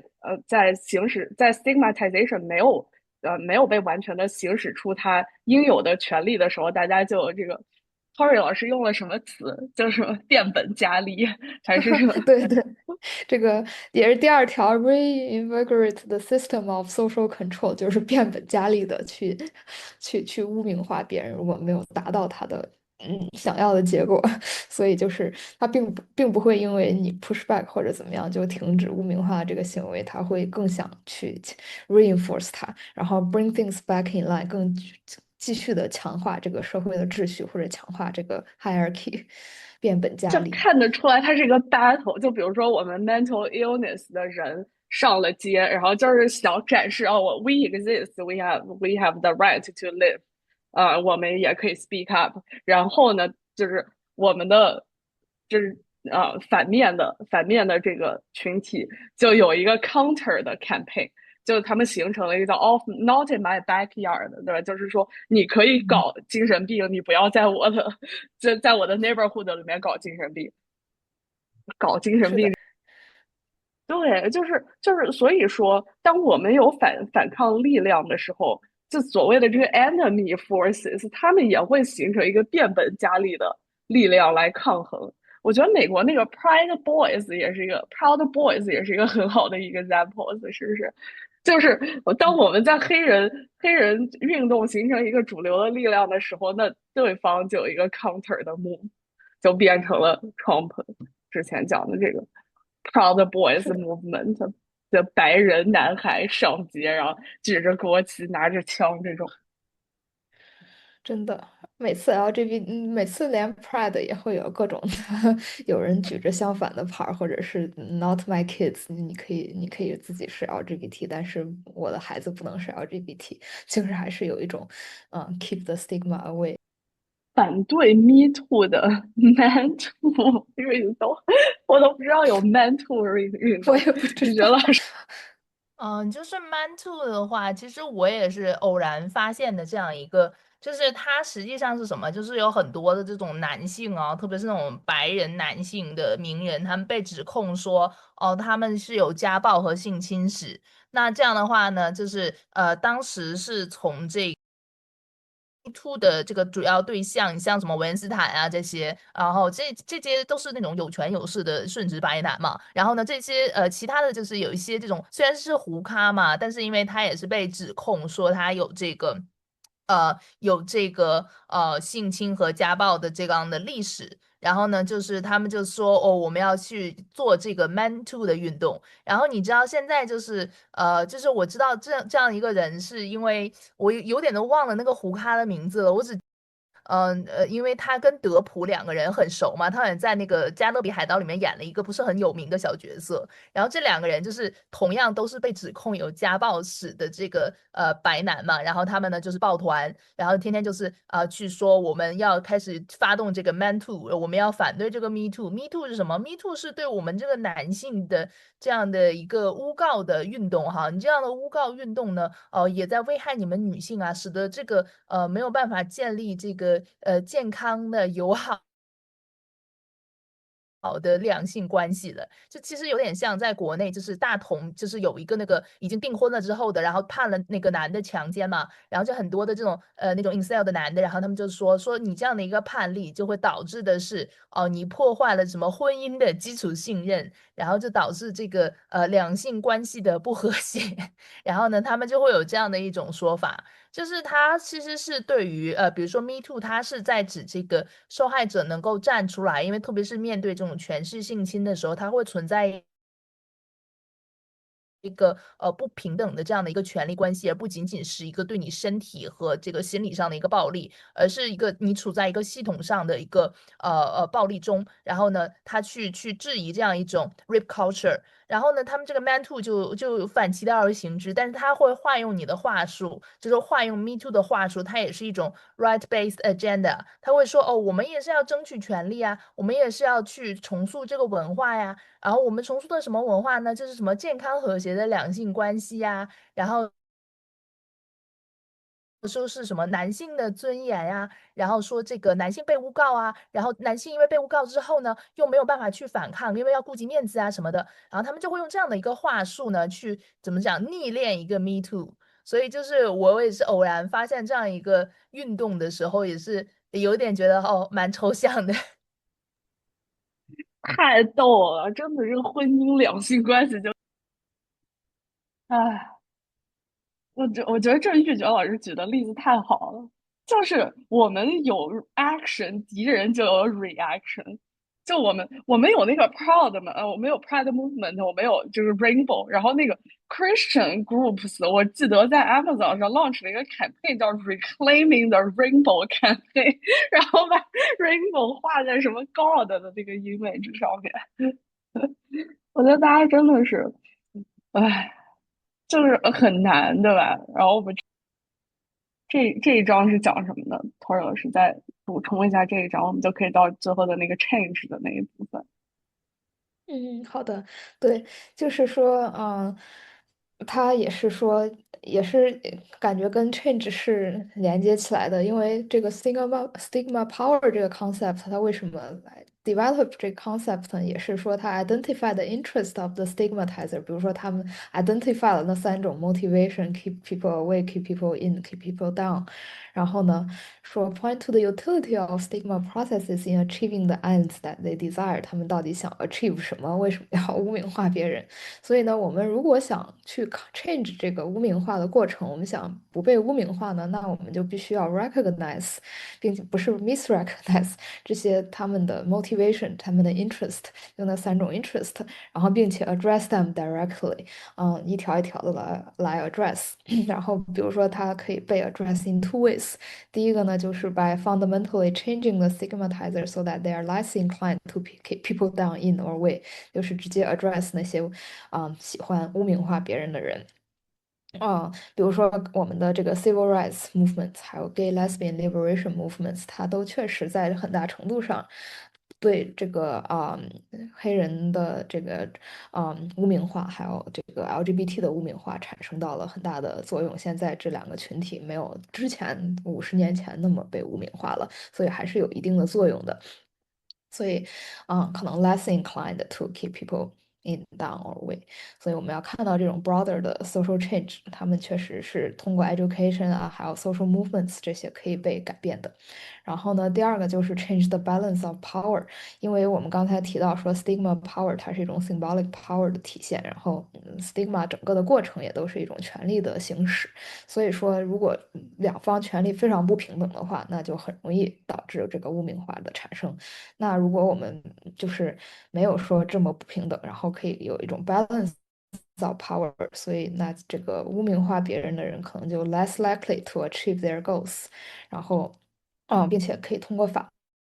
律的形式来禁止某些非常明显的歧视行为，比如说现在的很多公司的 policy，你就不可以因为对方的比如说种族啊、性别啊等等，然后直接通过这个 basis 不录用它，所以这也是比较有效的一个 change 这个 stigma power operate 的方式，所以这些都是一些 structural 的 change。比如说，这我们就提出了几点，就是我们可以学习的。就第一点，就 individual level almost never work to counter stigmatization，除非有一个 vision，就是大家可以 collectively 的一起做这个有组织性的做 individual level 的 reversion，对吧？这就是第一点，让大家得 less inclined to keep people down in our way。嗯，是不是比较具体的例子，就是像 the gentrification of gay neighborhood，就会让这些直人觉得他们也是酷炫的群体，然后他们的 LGBTQ 去了之后，他们的比如说房价就真实的涨了，然后他们的 community 就变得更加的 vibrant 了，是有这样的空间吗？这可以算是，就让他们把 LGBTQ brand 成一个酷炫的、有意思，然后那大家可能就会觉得是一个 something that we probably should celebrate，这个时候就不会 keep people down 吗？对，虽然这个可能有点 problematic，因为 gentrification 等等，还有这个就是disappearance of 这种 neighborhood 有很多的 consequence，但是确实，如果它增加了一些 exposure，然后让他看到说这个一直被污名化的群体其实没有那么可怕，然后他们也挺好的，然后也都是正常的人，然后没有那些污名化传说中的那些特点，确实会逐渐地通过 exposure 的形式来消除一些集体性的偏见。我觉得这个也是啊，很多人倡导的一种形式，通过 exposure，然后让双方接触，然后做朋友，这个 stigma 也会逐渐的消失，除了 social movement 这种比较political 的形式。changing the balance of power，也就提醒了大家做这个 collective action 的重要性，对吧？就是如果要 change in power，那一个人他不能 change in power，我们可能要去做 law。那在做 law 的这个改变之前，我们肯定得有 social discourse，不然这 law 也不会从天而降。那肯定是民间已经有足够多的声音来支持这样的 campaign 了之后，我们就可以去做 lobby，然后去做立法的调整。那如果是。民间需要这样的声音呢，我们也得通过一些 community building 或者其他的方式来传播这样的声音，来制造这样的知识。那能传播之前就得有知识，对吧？就形成了我们的 capital 之间的互相转化。就是得是的，用知识 团结起来。legitimize 我们的 living experience，然后 living experience 再转化成更多的 cultural capital，大家一起来产生知识。那知识足够多的时候，大家就会觉得，哦，原来就是institution power 有这么多，那我们就是 less inclined to keep them away，因为它也是 power，institution 也是 power。那 academia、scholarship and institution，就是这些东西，它就形成了一个自己的 power 来 counter。那我们就可以立法，就可以来让大家就 legitimize 大家的这样的呃生命体验，对吧？是的，是的，就是被污名化的人可以团结起来，然后形成自己的力量，然后这样来形成一个更好的 balance 这个 power，比如说 unionize 呀，然后等等 community building 的。说他对于同性恋的一些说法可能已经比较有年代的印记了。首先呢，他对 stigma 的定义就是 attribute that is deeply discrediting。嗯，就比如这个我们刚才已经讲过了，我们之后的很多概念也确实是 build on 这个的，就是有一些特质让这个人变得非常的discrediting。然后它是一个 language of relationships，这里高夫曼一直强调，不是它 attribute 本身，是一个 special kind of relationship between attribute and stereotype，就是也是说刚才这个 Link 和菲勒强调的说，它是一种，它一定要是把一个群体联系到了一个非常 negative 的特质上，然后这个 negative 特质又linked with undesirability 啊，negative stereotype 等等，它是一种这样的 relationship。因为特质本身它可能并不足以导致 stigma，一个特质本身它就是一个特质，所有它都是社会建构出来的。特质本身，就是它是一个客观性的存在。而这种 relationship social relationship，把这些 link 起来，跟某一个族群，把某一个人 link 到这种特质上，这个 relationship 才是比较关键的。然后它有不同种的高夫曼 identify 了3种比较主要的 types of stigma。第一个就是 physical deformities，就是比如说外观上的跟别人不太一样，有一种 deformities，比如说可能残障人士啊，如果你在有一些 physical disability，这个可能就 fall under 这个 category，大家可能对这个有一些stigma。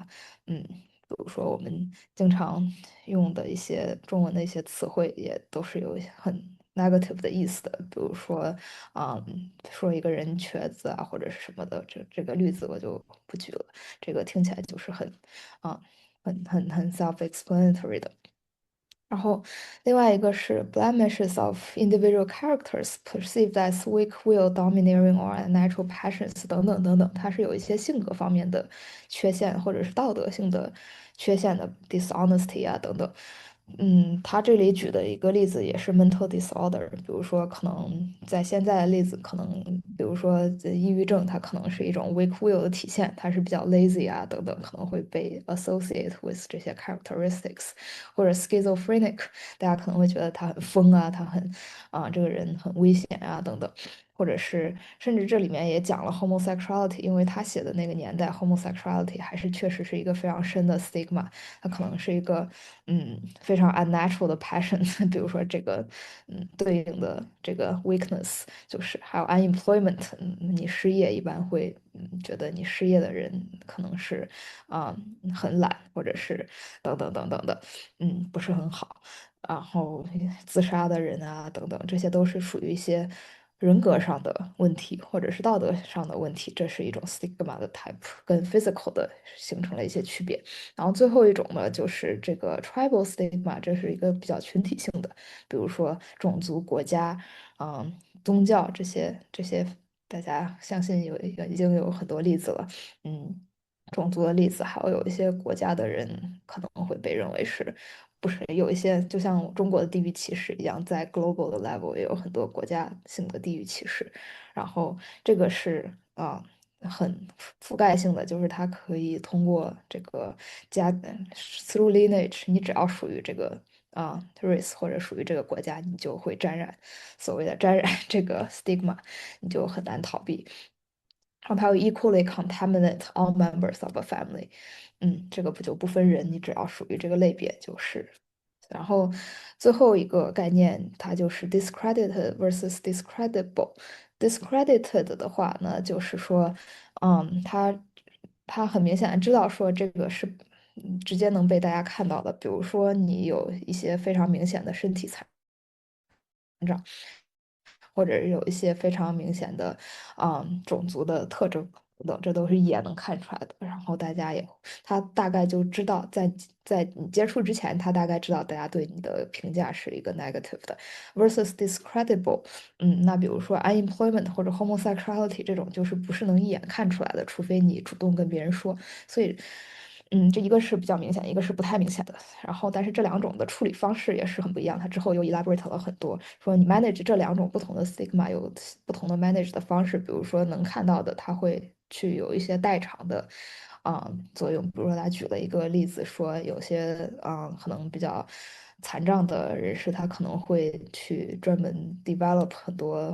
好像他举的一个例子是他很擅长滑雪。然后就说他的残障其实 doesn't matter，他依然是非常 capable 的，有一种这样的行为会去 manage 这样的 stigma versus discreditable，它主要的 management 的方式可能是说，就是我怎么样去隐藏我的 stigma，不被别人发现，比如说 homosexuality，你可以选择 pass as straight 等等，所以就是它是一恐同即个非常 深贵，focus 是不是这么来的？就是对对对，深就贵。我不是同性恋，你才是同性恋，全家都同性恋，这个真的，然后把这个 pass 给别人，这都是 manage 的方式，在一些 interaction 中。其实高夫曼主要 focus 的是这个人与人的interaction 中对于 stigma 的处理的方式，因为它是一个 interaction。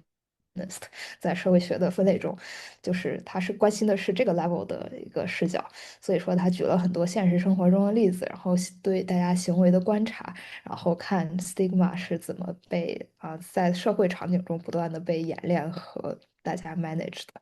大家如果有兴趣的话，可以读一下这些不同的例子。但是，其实如果你只是想了解说这个污名化概念的话，可能刚才读的我们细读的两篇文章更加 relevant 一点，比高夫曼的这种比较 ethnographic 的研究。看得出来，在过去的几个 decade 里面，这个理论框架还是被develop 了挺多的，对吧？还是挺是的，是的。感人的。是的，很多他觉得是，之前举的很多 stigmatized 的例子都已经有很多 social movement 已经来 counter 这些 stigma，所以他的一些也都很有已经能看出来明显的时代特征了，所以感觉大家少数群体还是做出了非常多的嗯努力，然后来去改变这个社会现状的。只要对比一下这两篇文章，其实就能看出来，这本书和那两篇文章就能看出来。太感人了。好的，我们就来总结一下 action item 吧。这也是大家可能会比较关注的，就是与其说是学术成果，我们也非常关注这些理论可以怎么被运用于我们的生活。比如说最简单的一个，呃，这个文章的 message 就是，当大家觉得自己在不可言喻的方式被一个权利所压迫的时候，那很有可能就是被污名化。就是因为大家很多时候的 struggle，就你很难说，对吧？你就是在街上，然后你被 stare 了，你就是被莫名其妙的瞟了一眼，然后这种感觉你很难说，就是哦你歧视我，但是它很有可能就是污名化的权利的运作机制。对吧？所以就是这些感情是非常 real 的，大家不用会觉得是自己想多了，你就没有想多，因为这个东西它就是非常真实的存在在的一种行动，还有一种 action，然后可以是 individual，也可以是 structural 的。但 stigma 一般指的是一种文化层面的，然后大家都心知肚明的一种污名化。所以说他经常他的 experience 有的时候可能没有那么的明显，但是 still 它是有 real consequence 的。所以就是对，像雨欣总结的 you are not wrong，然后并且要 be mindful它的 real consequence。真的。然后还有一个就是什么东西 work，什么不 work。就在这两篇文章里面，我们主要提取的概念还是集体行动可能会比较 work 一些，然后要 pay attention to 权力的运作机制，而不能仅仅以一个比较 individual level 的角度来理解这件事情，对吧？比如说我们想要 counter 一个东西，我们可能就得依附于别的权力的运作机制，比如说做黑人运动的时候，我们的 argument 就是让黑人就是也很 intellectual。假设如果这是一个 argument 的话，那他其实他所要在权力运作机制上，他依附于就是intellectual people are probably more productive，所以是对生活有用的。然后这个是一个比较马克思主义的方式，就他们也有经济产出，那我们不能歧视他们。那但是这个污名化，它可能就是 at the same time，它污名化没有那么 productive 的人。但是如果我们想要 negotiate 我们的这个 agenda 的话，我们就可以采取这样的 strategies 来跟其他的权利做一个融合，然后来 push 我们的 agenda。比如说 LGBT 就更加 productive，我们更能干，因为我们不生孩子，所以我们可以24小时的工作。嗯，这虽然不是一个很好的，这不是一个很好的例子，但是就我们可以通过一个其他的权力的运作的机制来 counter 这个现有的这一些污名化的权利。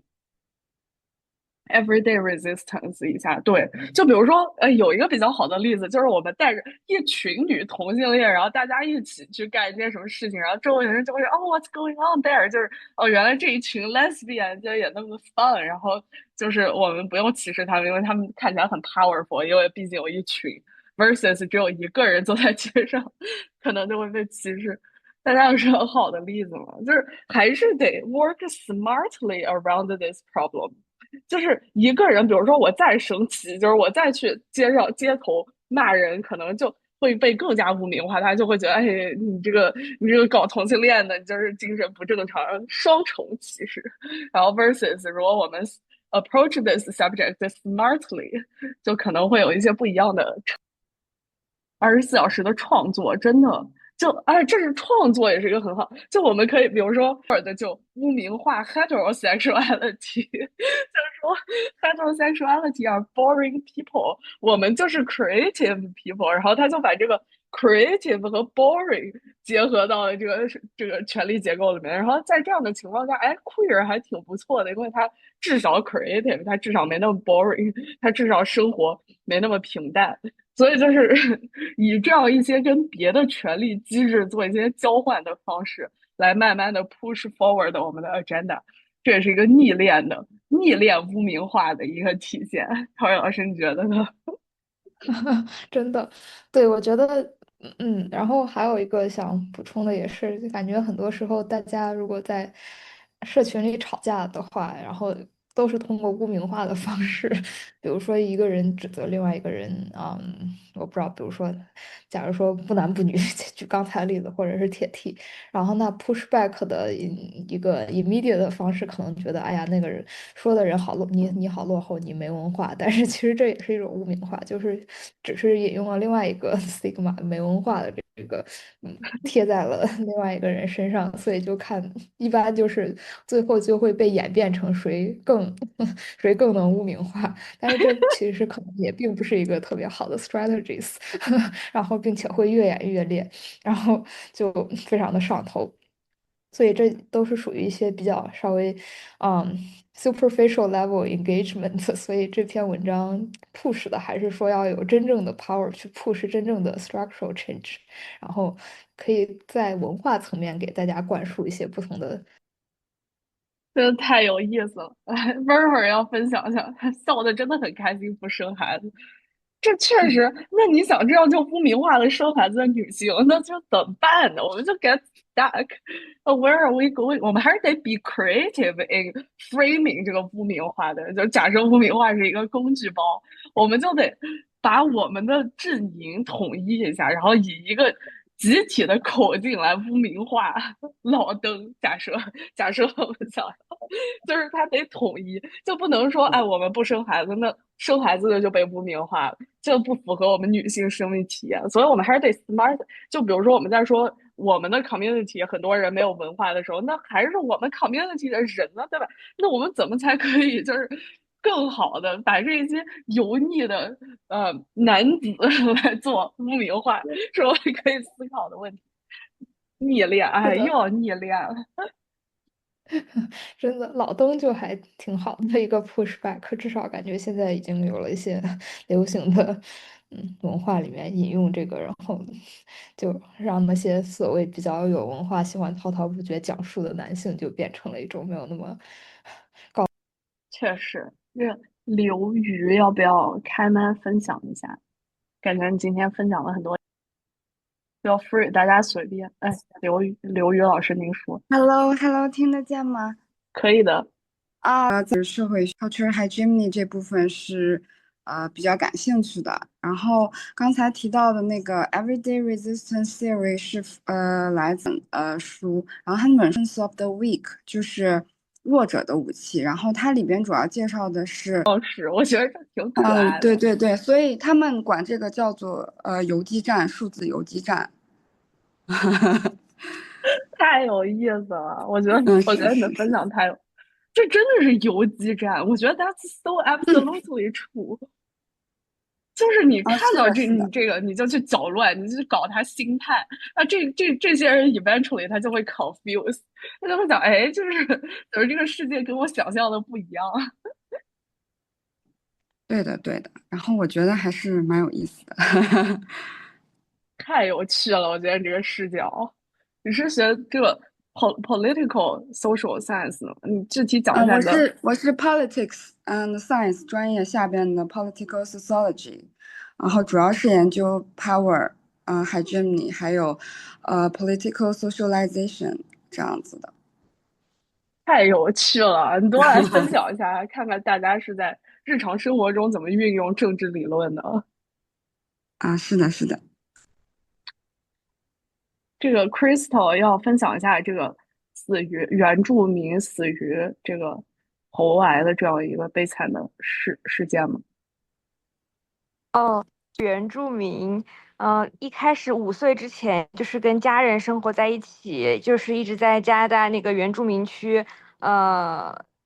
捕猎陷阱，然后打动物，然后后来5岁之后，他们就被就是小孩儿就全部都被带到白人学校受白人教育，然后一旦他们说自己的语言克里语，他们就会遭受殴打。然后一直到长大，就是一不小心喊姐姐，就是喊了一声克里语的姐姐，或者说救命，或者说妈妈这种脱口而出的，然后就会被殴打，然后最后也是精神状态一直不太健康，然后后来慢慢通过各种 advocacy 呀，然后游击战啊这种也是差不多的，然后就慢慢变得再开始为他们自己的 community 做贡献了。然后包括也 embrace 了自己原住民的身份，但是后来在社群里面越做越好的时候，发现就是得了喉癌，已经是晚期了。然后我就感觉听到他死于喉癌的时候，我感到很头皮发麻。我感觉他是不是和他小时候就是自己的语言不让说，然后一说就被打会有关系吗？这算是一个 everyday resistance 吗？感觉很，反正我听到之后感觉头皮发麻。然后可以分享一下这个故事的 source 嘛，让大家都去了解一下，然后可以去一起阅读。关于语言的这个 hegemony，好像那就是孟加拉他们就有自己的这个 resistance，他们有一个关于 language movement，就是在巴基斯坦统治的时候，巴基斯坦要求他们说 Urdu，但是他们就是一直在反抗，就要说自己的语言。然后其实这跟河南人的例子也挺，就比如说好难啊！我觉得这得跟 power 绑定，是不是？就比如说原住民这个，那他现在 global environment 比较好，大家一起关注原住民这件事情。比如说之前 Tori 老师在加拿大的加拿大，他们在每一个这个 seminar 之前都得 recognize 一下这个 native land 是这个原住民的 land，对吧？就是在这种社会环境比较好的时候，他就已经有了一个 power，那我们就可以通过这个 power 来进行一些战略性的 resistance。还是得 work smartly on this。花儿老师觉得呢？真的，我觉得，对你说的这个例子也挺好的。我觉得真的要打游击战，然后不管是 everyday 的 resistance 还是口的方式一起结合起来，然后 be creative 真的是才能，不然的话，感觉只会 reactive 的话就很难，你敌人就会变本加厉，然后然后就会导致更多的 reinforcement of social norms 和 stigma，所以就感觉呀，真的是一个不断的 power struggle 的过程。